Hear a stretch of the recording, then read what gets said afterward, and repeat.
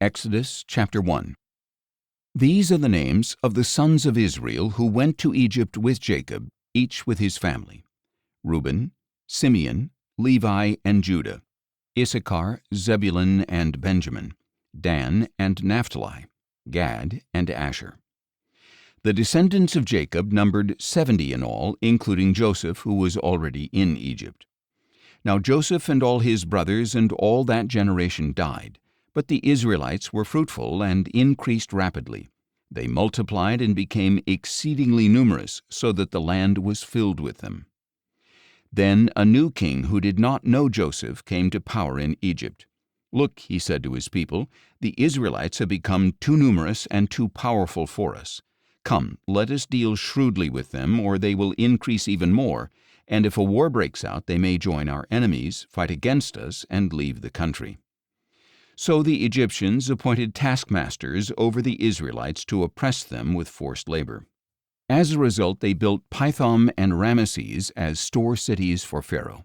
But the more they were oppressed, the more they multiplied and flourished, so the Egyptians came to dread the Israelites.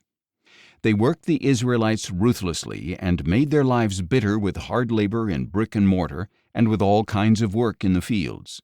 Every service they imposed was harsh.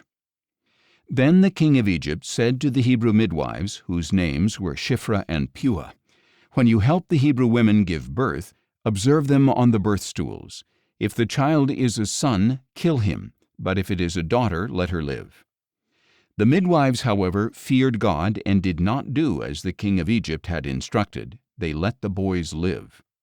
So the king of Egypt summoned the midwives and asked them, "Why have you done this? Why have you let the boys live?"